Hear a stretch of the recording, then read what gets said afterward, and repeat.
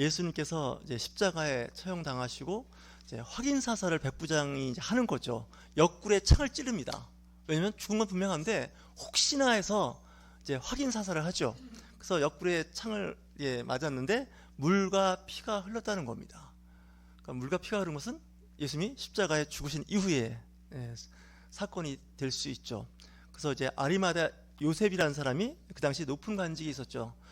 그러니까 총독은 아무나 만날 수가 없습니다. 그때나 지금이나 뭐 대통령이나 뭐 이렇게 고위직에 있는 사람 만나기 어려운데, 아리마대 요셉이라는 사람은 이제 공회원으로서 굉장히 권위가 있던 사람이었기 때문에 찾아가서 예수님의 시신을 달라고 그럽니다. 그러니까 빌라도가 그 사형 집행했던 백부장을 부릅니다. 장교죠. 죽은 거 확실하냐? 했더니 확실히 죽었습니다. 그러니까 그러면 그를 장사 지내도록 해라 하고 빌라도 총독이 결재를 해준 겁니다. 그래서 십자가에 그 예수님의 시신을 수습하는 거죠. 그리고 이 아리마대 요셉은 이제 나이가 많은 사람이어서 자기가 죽으면 이제 들어갈 무덤이 있었습니다. 그러니까 부자였고 관직에 있었기 때문에 상당히 그 당시 어쩌면 이제 지도자적인 위치에 있는 사람이죠. 그래서 자기의 무덤을 예수님을 위해서 내놓습니다. 한 번도 이제 그 무덤으로 써본 적이 없는 무덤입니다. 그 얘기는 그 당시 그 문화가 무덤에 여러 사람의 시신을 같이 합장하는 그런 문화입니다. 그런데 특별히 그 아리마대 요셉이 준비한 무덤이 있는 거죠. 설교 시간이긴 하지만 혹시 무덤 준비해 놓으신 분 계십니까? 여러분들은 아직 젊으셔서 그런 생각 안 하는데 나이가 되면 이제 보통 준비를 해 놓습니다. 가묘도 이렇게 만들어 놓기도 하는데, 그 이제 아리마대 요셉이 들어갈 자리를 예수님한테 이제 양보한 거죠. 드린 거죠. 그리고 나서 이제 제자들은 그러면 어떻게 했느냐? 예수님의 십자가의 그 처형당하는 현장에 없습니다.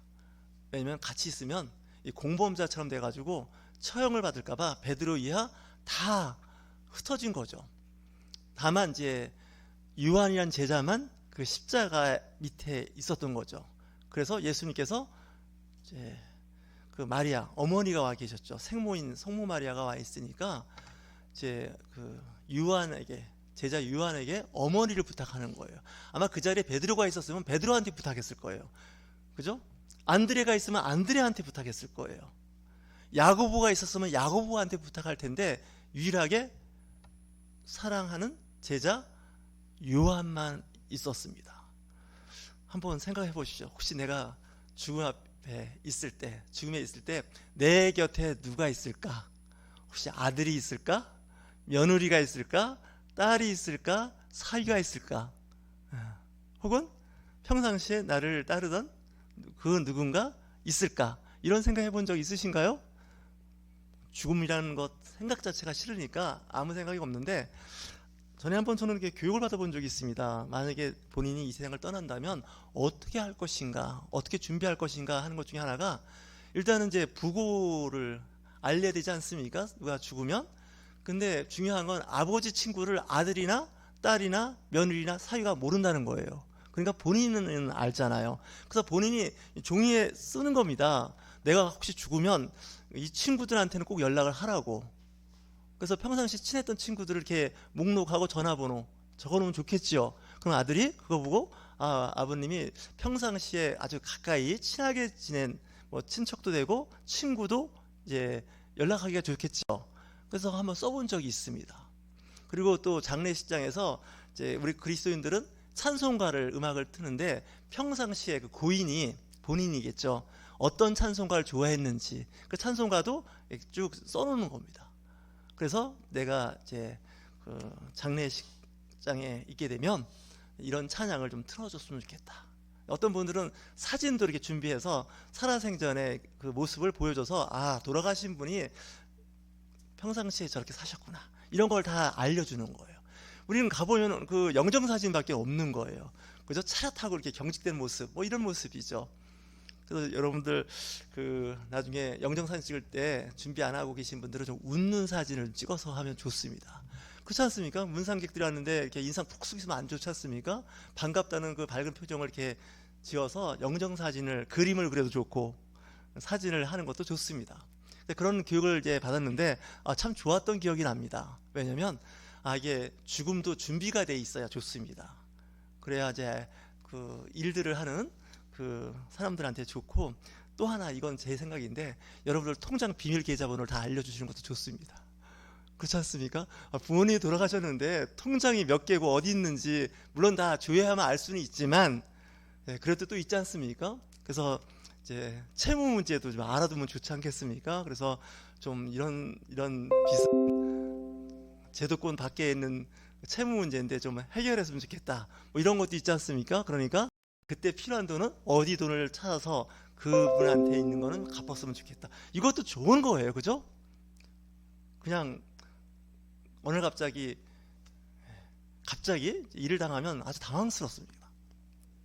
심지어는 살아있는데 의식불명 상태에서 생존할 때도 이게 문제가 될 수 있습니다. 전 직장 다닐 때 그런 일 때문에 힘들어하는 자매를 이제 본 적이 있습니다. 본인도 그 얘기 하더라고요. 갑자기 쓰러져서 좀 표현이 그렇지만 식물인간이라고 하지 않습니까? 의식이 없는 상태에서 살아계시는데 10년을 살았습니다. 근데 다 이제 수발을 들어드렸는데 중요한 건 생전에 그 채무 문제를 잘 모르겠더라는 거예요. 부모님이니까. 그러다 보니까 이상하게 이제 돈을 이제 갚아야 할 사람들은 찾아와서 아버님이 이런 이제 돈 문제가 있는데 좀 갚아야 되겠다. 그 나중에 그 부모님 재산 정리할 때 이걸 좀 우선적으로 내 거를 좀 주면 안 되겠냐. 이런 사람들은 나타나는데 받을 사람들은 한 명도 안 나타나더라는 거예요. 믿으십니까? 이걸 또 믿으십니까? 하고 묻는 목사도 좀 이상하긴 한데 정말 그렇습니다. 그러니까 이제 채권자 입장에 있는 사람들은 나타나서 이야기하지만 채무자 입장에서는 속으로 그럴 것 같아요. 우리 교회 용어로 좀 나쁜 말이나 할렐루야 그럴 거예요. 안 갚아도 되지 않습니까? 그죠? 근데 인생을 그렇게 사시면 안 됩니다. 저도 이제 살면서 가끔 이제 생각을 해볼 때가 있습니다. 우리 이제 속된 표현, 죽으면 끝이지 뭐 이렇게 생각하는 사람들은 이제 좀 무책임한 사람이고요. 이런 사람들하고는 거래 안 하는 게 좋습니다. 생전에도. 왜냐? 이 책임이 없는 거예요. 사람들은 항상 이 고난과 책임, 의무는 같이 가는 거예요. 어느 한쪽을 포기해버리면 이거는 좀 제도권에 있는 사람이 아니라고 밖에 생각을 못하게 되지 않습니까? 여러분들 혹시 임금을 밀리면 어떻겠습니까? 우리 김차영 청년? 내가 일을 했는데 월 말에 연말에 임금 계산 안 해주면 그 일 계속 하겠습니까? 안 하겠습니까? 안 하죠. 저도 안 합니다. 월급 안 주는 직장 계속 다니겠습니까? 안 합니다. 그건 상식입니다. 일반적으로 그렇습니다. 뭐 특별한 경우 아니면 그렇지 않겠습니까? 하지만 이제 이런 부분에서 서로 이렇게 그 연계관계가 좀 우리 그리스도인들이 잘 했으면 좋겠습니다. 저는 이 성경책을 이렇게 읽으면서 묵상할 때 이 성경은 유별난 책은 아니라 생각할 때가 많습니다. 왜냐하면 거의 상식이 대부분입니다. 제가 보기엔 한 95% 이상은 상식입니다. 사람들이 살아가는 일반 상식입니다. 다시해서 일반 상식대로만 살아도 크게 문제가 안 됩니다. 그리스도인으로 사는 거예요. 우리가 예수님을 알고 천국에 대한 소망, 하늘나라, 이거 외에 어떻게 보면 다른 건 다 거의 같다고 봅니다. 그래서 신앙생활하는 게 오히려 어렵지가 않습니다. 한편 생각하면. 왜냐하면 상식을 크게 벗어나지 않는다는 거예요. 좀 더 그리스도인들이 희생하고 헌신하고 봉사한다는 거, 그게 좀 강할 뿐이지 별로 그렇게 차이가 나지 않습니다. 그렇기 때문에 이 땅에서 잘 산다는 것 자체가 이미 말씀대로 산다고 생각하시면 거의 맞습니다. 성경을 달달 외우고 몇 독을 했다는 게 중요한 게 아니라 상식선에서만 잘 살아도 큰 문제가 되지 않는다는 거죠. 오늘 이 부활절을 당하는 우리에게 하는 말씀은 좀 상상을 벗어나는 놀라운 일이죠. 예수님께서 분명히 십자가에 못 박히기 전에, 예루살렘 올라가기 전에, 지난주에 종료주일이었잖아요. 종료주일을 당하기 이전에 예수님께서 하신 말씀이 있습니다. 마태복음 16장 21절과 17장에 나오는 말씀인데, 제자들에게 이렇게 이야기하죠. 자기가 예루살렘에 올라가 장로들과 대제사장들과 서기관들에게 많은 고난을 받고 죽임을 당하여 제3일에 살아나야 할 것을 제자들에게 비로소 가르치시니. 그러니까 이미 예루살렘에 올라가기 전에 벌써 예수님께서 말씀을 하신 거예요. 내가 죽을 텐데 3일 만에 다시 살아날 거야. 이렇게 얘기하니까 제자들이 그 말을 들을 때 베드로가 그러죠. 주님, 그러시면 안 됩니다. 그런 일이 일어나지 않습니다. 그 얘기는 뭐냐면 우리가 막겠습니다. 예수님이 안 죽도록, 잡혀가지 않도록 우리가 막을 테니까 걱정 안 하셔도 됩니다. 그러시면 안 됩니다. 이렇게 얘기할 때 예수님께서 뭐라고 얘기해요? 뭐라고 말씀하시죠? 사단아, 내 뒤로 물러서라는 거예요. 기껏 좀 예수님의 상황을 좀 좋게 하려고 얘기를 했더니 사단아, 내 뒤로 물러서라. 갑자기 생각이 나는데 우리나라에서 참 위대한 그 순교자였다고 할 수 있는 분이 그 활석 손양원 목사님이 있습니다.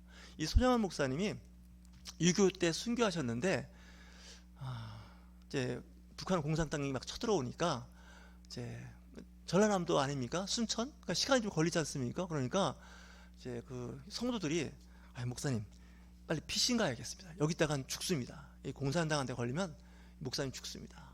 그랬는데 손양원 목사님이 피신을 안 가시는 거예요. 나 그 영화에서 봤는데 나 그 말씀 하시는 걸 듣고 정말 나는 저럴 수 있을까 하는 생각이 들더라고요. 성도들이 여기 다 있는데 어떻게 나만 살자고 피신을 하냐는 거예요. 아멘 하시나요? 전 도망갈 것 같은데. 그 배까지 다 준비했으니 거기 바다가 가깝지 않습니까? 거기가 남해 바다. 그러니까 배 타고 좀 잠깐 전쟁 때 피했다가 다시 오면 되니까 좀 피하시라고 그랬더니 안 가시는 거예요. 순교하시지 않습니까? 그러니까 배 타고 좀 피하라고 했던 사람들은 다 마귀인가요? 그죠? 그렇게 생각할 필요 없지만 여하튼간에 그렇습니다. 예수님께서 말씀을 하시는 거죠. 3일째 부활한다는 거죠. 그러니까 이 순교자들의 그 믿음은 어떤 믿음이 있냐면 내가 죽는 것이 여기서 끝이 아니라는 그 믿음이 있었기 때문에 순교를 하는 겁니다. 이 땅에 사는 것이 전부였다고 생각하는 사람들은 절대로 순교 못합니다. 좀 심하게 막 헌금도 못합니다. 왜냐? 아깝잖아요. 그렇지 않습니까? 이 땅에 사는 게 전부인데. 고린도전서 12장에 보면 죽은 자의 부활에 대해서 사도 바울이 이야기합니다. 사도 바울은 생전에 예수님의 부활을 보지 못한 사람입니다. 예수님을 못 만난 사람입니다. 근데 그거 뭐라고 얘기하냐면 죽은 자의 부활이 없다면 정말 우리는 세상에서 불쌍한 사람이라는 거예요. 매 맞고 감옥에 갇히고 나중에 순교까지 하는 그 과정을 보면 정말 자기는 이 땅에 사는 것이 전부라 그러면 그렇게 하면 안 되는 거죠. 고린도전서 12장입니다.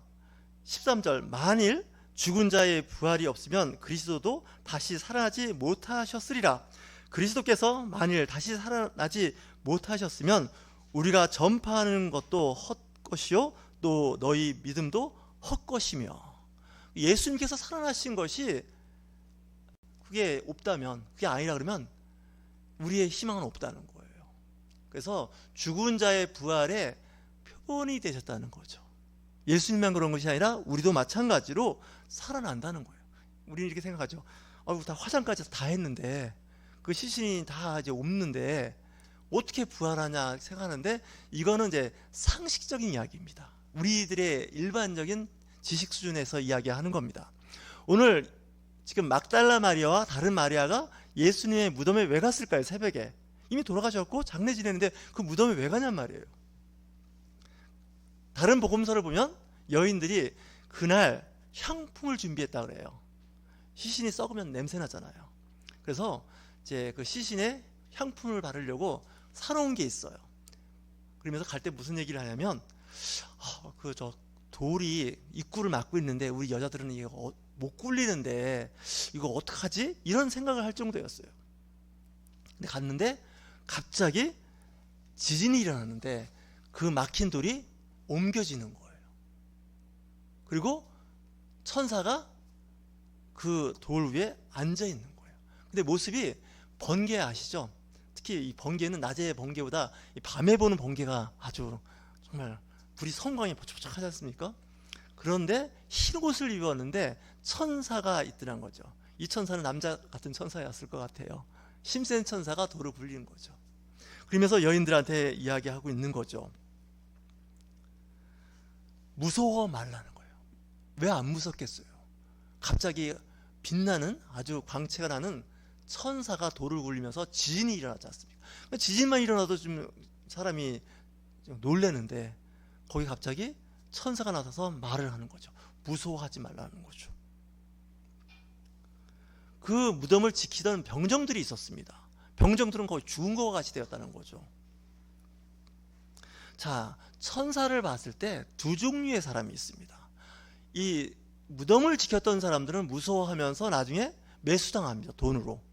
대제사장하고 매수가 돼서 예수님이 살아나신 것이 아니라 우리가 졸고 있을 때 시신을 제자들이 훔쳐갔다, 이렇게 소문을 나도록 거짓 증거를 합니다. 그러니까 똑같은 팩트를 갖고 거짓을 말하는 사람이 있고 진실을 이야기하는 사람들이 있습니다. 그러면서 이야기합니다. 십자가에 못 박히신 예수를 너희가 찾는 줄을 내가 아노라. 그렇겠죠. 천사를 알고 있는 거죠.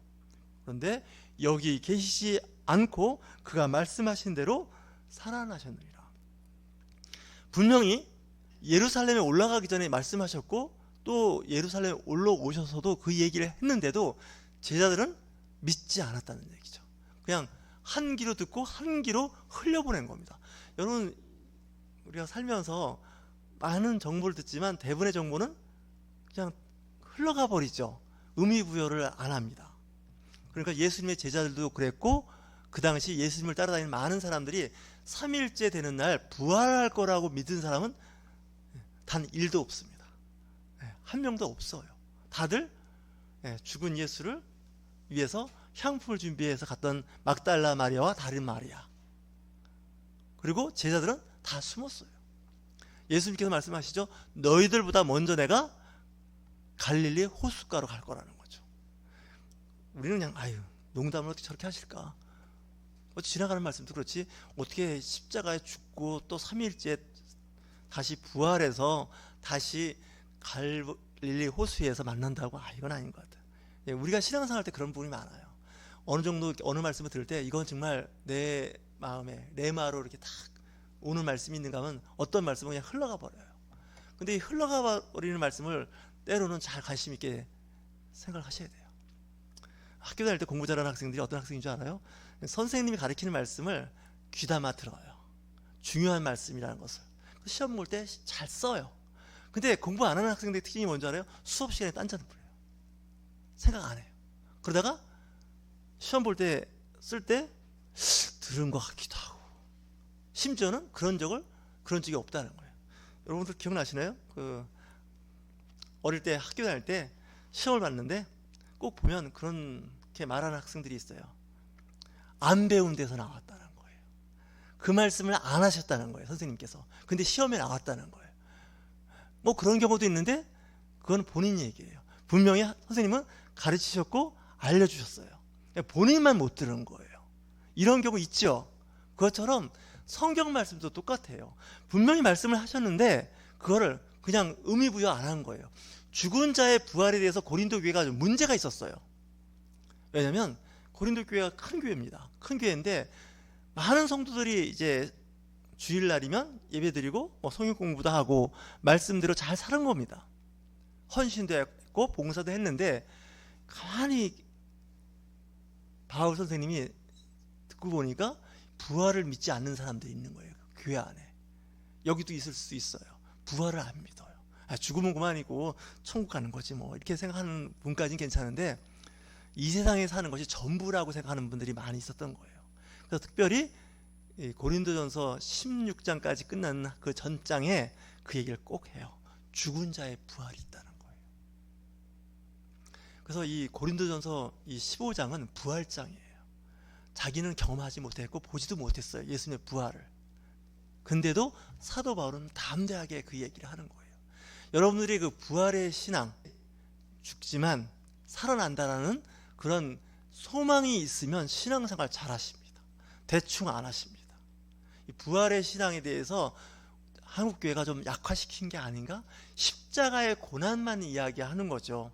나를 따르려면, 내 제자가 되려면 십자가를 지고 나를 따르라. 이건 맞습니다. 하지만 십자가의 죽음 이후, 고난 이후에 영원한 생명의 부활의 기쁨, 영광을 강조하지 않을 수가 있어요. 그래서 십자가의 죽음과 부활, 그리고 또한 하늘나라로 올라가신 예수님, 다시 오실 예수님, 성령 강림주의를 통해서 우리의 신앙이 잘 틀을 갖고 잡아지지 않으면, 그 어느 하나가 빠져버리면 마치 자동차로 치면 타이어가 4개 아닙니까? 일반 승용차 한쪽이 빠진 것과 마찬가지예요. 잘 안 굴러가요. 힘들어지는 거죠. 그래서 오늘 부활절 1년에 한 번 절기처럼 지내는 날이긴 하지만 이 부활절에 대한 신앙, 믿음이 여러분들 삶 가운데 깊숙이 박혀 있으셔야 됩니다. 이 여인들은 부활하신 예수님을 생각 안 하고 간 거예요. 천사가 이야기하는 거예요. 너희들 와서 무덤을 한번 봐라. 이 안에 예수님이 계신지 안 계신지. 안 계신 거예요. 그 여인들이 들어와서 그 제자들이 숨어 있는 곳에 가서 이야기를 합니다. 예수님 부활을 하셨다고. 근데 제자들이 안 믿죠. 왜 안 믿어요? 일단 보지 않았고, 그리고 죽은 자가 다시 산다는 거. 예수님은 사역 중에 죽은 자를 살린 사역은 있습니다. 근데 본인이 죽었지 않습니까? 이거 끝난 거예요. 예수님 죽은 걸 누가 살리냔 말이에요. 그럴 리가 없다는 거예요. 장난하는 거 아니야? 말도 안 돼. 그때 베드로와 요한 2 제자가 무덤으로 달려갑니다. 다른 제자들은 그냥 갔다 와서 얘기해달라 뭐 그런 정도였던 것 같아요. 근데 달리기를 누가 더 잘했을까요? 베드로와 요한 중에 요한이 더 잘했습니다. 요한이 먼저 달려갔고 좀 기다려서 베드로, 선배죠, 어떻게 반장, 수제자라고 하죠. 들어가서 보니까 정말 없는 거예요. 여인들이 보고 온 그대로 없는 거예요. 정말 부활하셨구나. 그걸 알게 되는 거죠. 물론 부활하기 전과 이후는 다릅니다. 예수님의 모습은 분명히 육체로 부활한 건 사실이에요. 손에 못자국과 옆구리에 창자국이 있는 것, 똑같은 육체인데 그 전의 몸과 그 이후의 몸이 좀 다른데, 인간의 몸을 그대로 갖고 있으면서 또한 영적인 상황에 특별한 몸이라고 저는 생각이 들어요. 왜 그러냐면 예수님이 제자들을 만나서 그 갈릴리 호수에서 고기를 서로 구워진 걸 나눠 먹지 않습니까? 그러니까 먹지 않습니까? 그 육신을 인정할 수 있어요.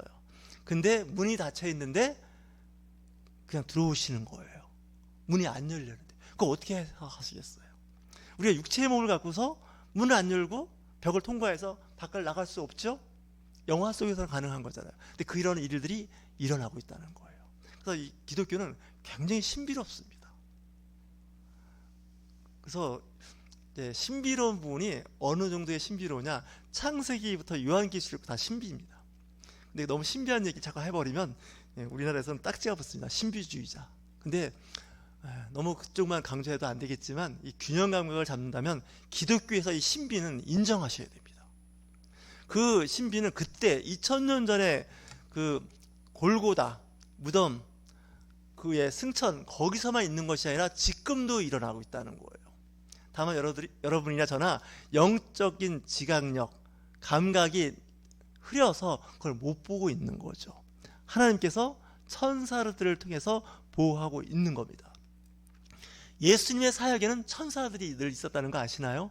부활할 때도 그 무덤 문을 열은 것은 천사입니다. 심지어는 예수님께서 그 침례 요한, 세례 요한에게 침례받고 광야에서 40일 동안 금식하고서 마귀의 시험을 받고 나서 마귀의 시험을 물리치죠. 그때 천사들이 수종을 들었다는 얘기를 하고 있습니다. 그러니까 여러분들에도 천사가, 수호 천사가 있어요. 한번 여러분들 옆에 보세요. 수호 천사가 누가 있나? 있습니다. 눈에 안 보여서 그렇지. 우리 그런 생각할 때 있죠. 죽을 뻔했다. 그럴 때 죽을 뻔했을 때 여러분들 보호하신 영은 천사입니다. 저는 그렇게 믿는 사람입니다. 하마터면 교통사고 날 뻔했다, 큰 사고 날 뻔했다, 이거 큰일 날 뻔했는데 내가 이렇게 아직 생명을 보존하고 있는 것은 이 땅에서 살아서 해야 할 일이 있기 때문에 그래요. 그렇기 때문에 여러분들의 몸과 영혼을 천사들이 지켜주는 거예요. 예수님도 그거 인정하시잖아요. 마태복음 18장 20절에 날마다 그 천사가 하나님의 얼굴을 뵙는다는 거예요. 그러니까 여러분들이 여러분의 친구나 이웃에게 좀 슬프게 하거나 노엽게 하거나 언짢게 하면 그 천사가 같이 슬프다는 거예요. 그렇죠? 그래서 하나님께서 어때요? 그 얼굴을 보고 있다는 거예요. 영적인 이야기죠. 여러분 직장 다닐 때 누군가를 좀 괴롭혔어요. 힘들게 했어요. 알고 봤더니 그분이 그 회사의 오너의 친인척이에요. 그럼 어떻게 해요? 아, 이거 잘못 이거 걸린 거 아닌가? 이런 생각이 들잖아요. 그죠? 마치 그런 거예요. 그래서 여러분들 이웃을 사랑한다는 것, 내 몸과까지 사랑한다는 것이 그런 메시지가 있는 겁니다. 그래서 여러분들 어디 가실 때 우리는 성령 충만해서 성령님과 함께 동행한다고 하지만 그 성령님의 그 성령에 의해서 움직이는 영적 존재가 천사라는 얘기예요. 그러니까 성령으로 충만하면 어때요? 천사들이 활발하게 그 사역을 돕습니다. 영적 존재를 이야기하는 거예요. 우리 개신교에서는 로마 카톨릭이나 정교회에서의 그 강조하는 천사에 대해서 약간 많이 의식을 하지 않는데 있습니다. 그래서 하나님의 천사들이 돕는다는 거예요. 성경에 많이 나오지 않습니까?